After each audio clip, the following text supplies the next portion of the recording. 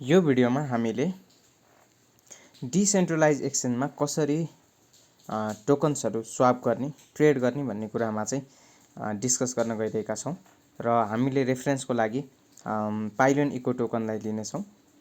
पाइलोन eco टोकनलाई हामीले decentralize एक्सचेन्जमा trade गरेर as a रेफरेन्सको रूपमा यो भिडियोमा डिस्कस गर्नेछौं र सबैभन्दा सुरुमा अलिकति डिसेन्ट्रलाइज एक्सचेन्ज र सेन्ट्रलाइज एक्सचेन्जको बारेमा कुरा गरौँ।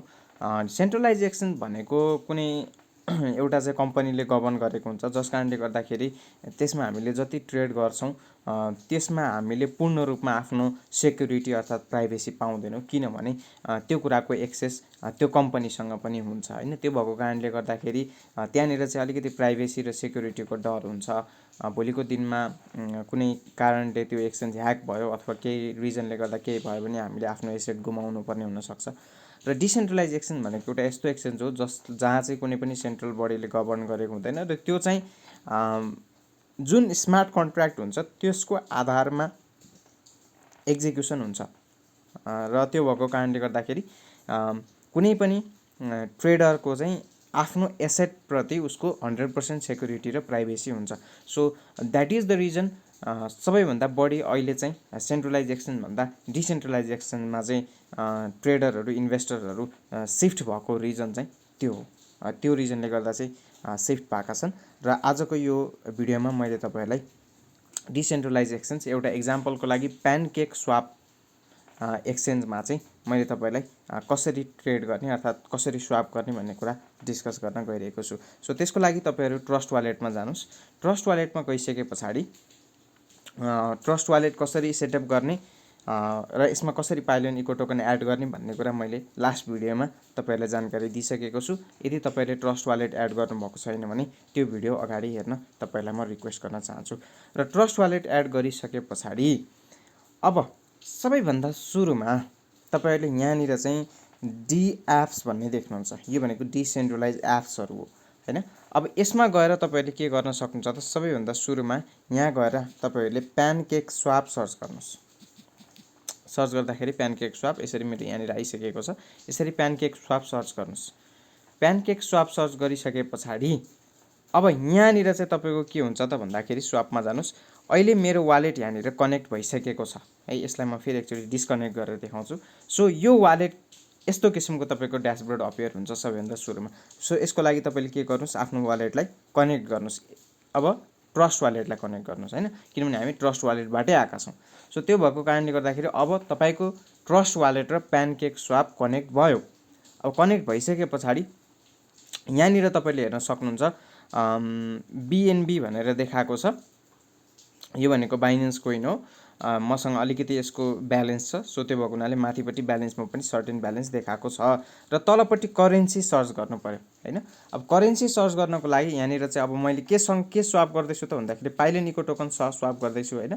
सो यहाँनिर चाहिँ के छ त भन्दाखेरि अलरेडी मैले चाहिँ यो एड गरिसकेको छु। त्यही भएको कारणले गर्दाखेरि यहाँनिर तपाईले देख्न सक्नुहुन्छ एडेड बाइ युजर भनेर देखाएको छ।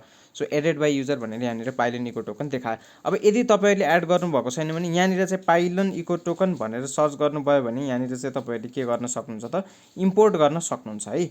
इम्पोर्ट गरेर चाहिँ यहाँनिर ल्याउन सक्नुहुन्छ र यदि कन्ट्र्याक्ट एड्रेस चाहियो भने तपाईहरुले हाम्रो वेबसाइट पाइलोन इको टोकनको वेबसाइट अर्थात् कोइन गेकोमा गएर त्यहाँबाट कपी गरेर राख्न सक्नुहुन्छ। सो यसरी मैले यहाँनिर पाइलोन इको टोकन राखेँ र यसरी यहाँनिर पाइलोन इको टोकन राखिसकेपछि अब यो प्रोसेसमा के भइरहेको छ त भन्दाखेरि मैले बीएनबी सँग पाइलोन इको टोकन स्वाप गर्दैछु अर्थात् मैले बीएनबी दिदैछु र पाइलोन इको टोकन लिन खोजिरहेको छु।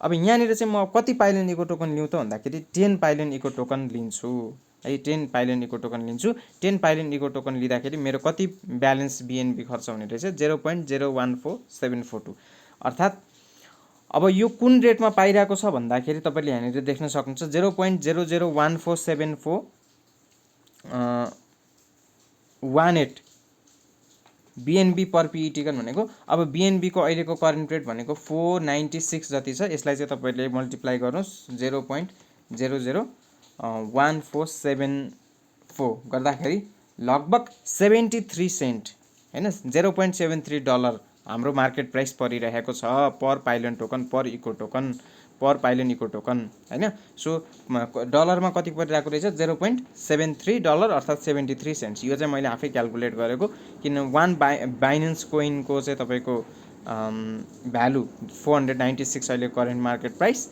र त्यसलाई चाहिँ यहाँनिर प्राइसले मल्टिप्लाई गरेको।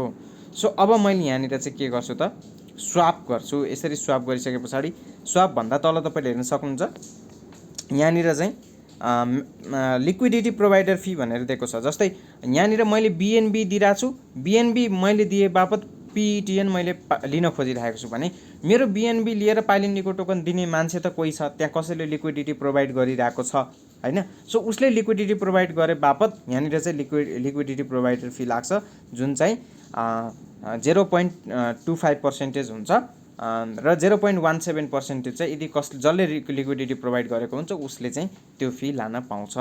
र यसरी मैले यहाँनिर आफ्नो ट्रस्ट वालेटमा बिएनबी अर्थात् बाइनेन्स कोइनबाट पाइलियन इको टोकन चाहिँ स्वाप गर्न सक्छु। अब मैले यसलाई स्वाप क्लिक गरिसके पछाडि प्राइस अपडेटेड छ, यसलाई एक्सेप्ट गरिसके पछाडि यहाँनिर कन्फर्म स्वाप गरे पछाडि waiting for complete smart contract call मैले भनेको थिएँ, जुन स्मार्ट कन्ट्र्याक्टमा यो बनेको छ तपाईँको त्यसमा चाहिँ के लाग्छ त, त्यसमा चाहिँ यो एक्जिक्युट हुने हो हैन। सो यसरी म एप्रुभ गरिसके पछाडि मेरो के भयो, ट्रान्ज्याक्सन सबमिटेड।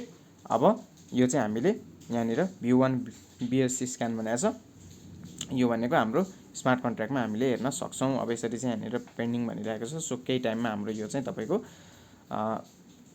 देखाएर आउँछ, सक्सेसफुल भएर आउँछ। र यसरी म ब्याक गर्छु, ब्याक गरेर म चाहिँ कहाँ जान्छु भने ट्रस्ट वालेटमा जान्छु। र यसरी वालेटमा गइसके पछाडि यहाँनिर तपाईँले हेर्न सक्नुहुन्छ मेरो अघि पाइलियन इको टोकन 0 थियो र अहिले 9.801 भएको छ। अब पाइलियन इको टोकन 9.801 कसरी भयो त भन्दाखेरि 10 पाइलियन इको टोकन लिँदाखेरि 1.99% चाहिँ तपाईँको के लाग्छ त, ट्रान्ज्याक्सन फी लाग्छ हैन। सो त्यो भएको कारणले गर्दाखेरि 9.801 पाइलियन इको टोकन मेरो वालेटमा आइसकेको छ, जुन चाहिँ सक्सेसफुल भइसकेको छ। र मैले यहाँ के दिएँ, बिएनबी बाइनेन्स कोइन दिएर पाइलियन इको टोकन लिएँ है। यो प्रोसेसबाट मैले पाइलियन इको टोकन स्वाप गरेँ अर्थात् पाइलियन इको टोकन पर्चेस गरेँ। अब यहाँनिर प्रश्न के हुन्छ भने जस्तै यहाँनिर मैले जुन बिएनबी युज गरेँ त्यो बिएनबी चाहिँ कहाँबाट पर्चेस गर्ने हैन। सुरुमै बिएनबी त हुँदैन कोहीसँग। त्यो बिएनबी ल्याउनको लागि अब तपाईहरुसँग युएसडीटी कतै छ, जस्तै हाम्रो xt.com मा तपाईले पक्कै पनि अकाउन्ट बनाउनु भयो होला। xt.com मा अर्थात् कुनै पनि अन्य एक्सचेन्ज अथवा वालेटमा तपाईसँग युएसडीटी छ भने यहाँनिर डी एप्स को साइडमा DEX भन्ने देख्नुहुन्छ। यहाँनिर चाहिँ तपाईले के गर्न सक्नुहुन्छ त, यहाँनिर तपाईले चाहिँ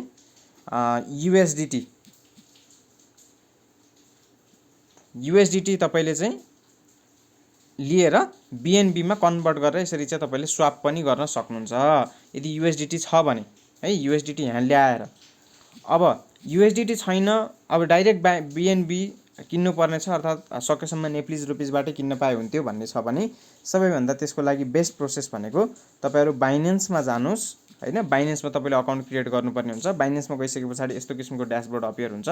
तपाईले अकाउन्ट बनाइसके पछाडि यहाँनिर चाहिँ तपाईको P2P ट्रेडिङ भन्ने देख्नुहुन्छ, पियर टु पियर ट्रेडिङ भन्ने छ। यहाँनिर क्लिक गरिसके पछाडि अब यहाँनिर चाहिँ तपाईहरु युएसडीटी छोडेर बिएनबी मा जानु पर्यो। हेर्नुस् यहाँ बिएनबी मा कसैले बिएनबी बेच्न खोजिरहेको रहेछ हो, लगभग 1 point समथिङ बिएनबी बेचिरहेको छ। सो हामीले 1 भन्दा बिलो 1 भन्दा कम बिएनबी लिने हो भने हामीले चाहिँ उसँग यसरी बिएनबी उसलाई ई-सेवा अथवा बैंक ट्रान्सफर गरेर बाइनेन्स कोइन पर्चेस गर्न सकिँदो रहेछ। सो यहाँबाट चाहिँ हामीले बाइनेन्स कोइन पर्चेस गरिसके पछाडि हाम्रो यसरी यहाँनिर चाहिँ वालेटमा आएर बस्छ। सो वालेटमा चाहिँ के गर्न सकिन्छ त, वालेटमा बसेको बिएनबीलाई चाहिँ हामीले के गर्न सकिन्छ त, विथड्र गर्न सकिन्छ हैन। यसरी चाहिँ तपाईले बिएनबी या यता अहिले युएसडीटी छ, बिएनबी पर्चेस गरिसके पछाडि यहाँनिर बिएनबी आउँछ।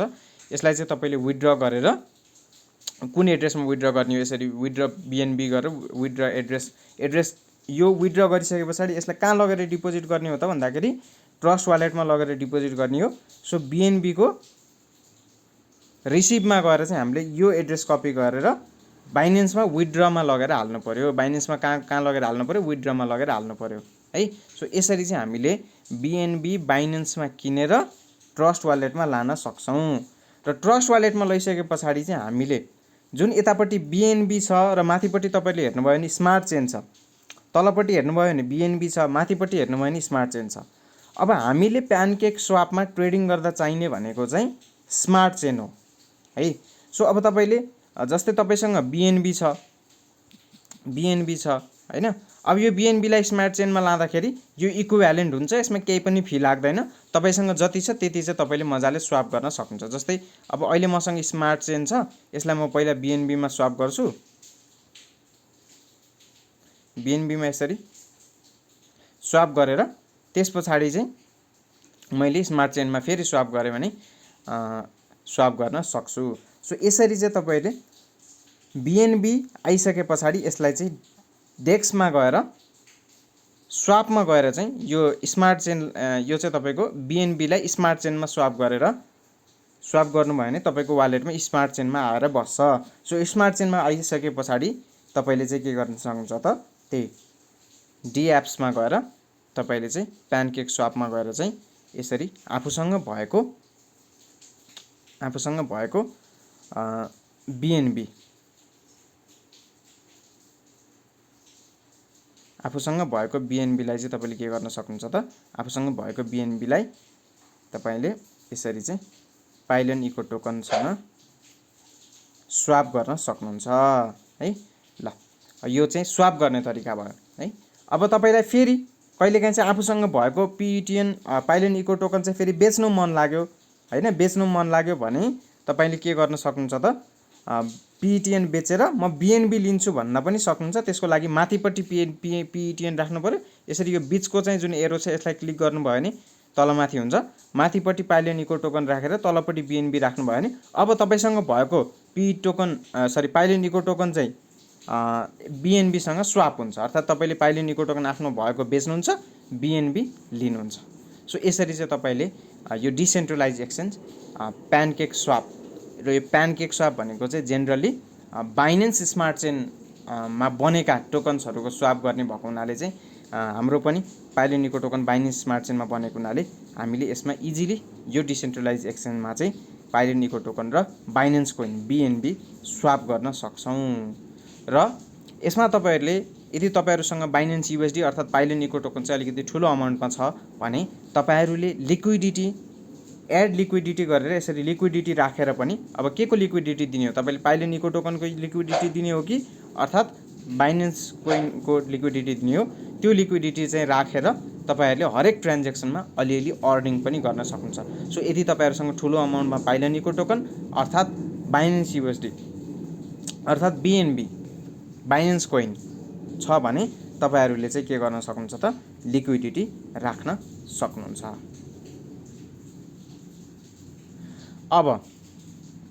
अब यो प्यानकेक स्वाप डिसेन्ट्रलाइज हामी एक्सटीमा लिस्ट सेन्ट्रलाइज एक्सचेन्जमा लिस्ट भइसकेका छौँ, तर यो प्यानकेक स्वापमा ट्रेडिङ गर्न किन जरुरी छ, के फाइदा छ, के बेनिफिट छ सेन्ट्रलाइज एक्सचेन्ज भन्दा यसमा त भन्दाखेरि जस्तै अघि मैले ट्रस्ट वालेटको कुरा गर्दा ट्रस्ट वालेट भनेको डिसेन्ट्रलाइज वालेट हो, यो प्यानकेक स्वाप भनेको डिसेन्ट्रलाइज एक्सचेन्ज हो।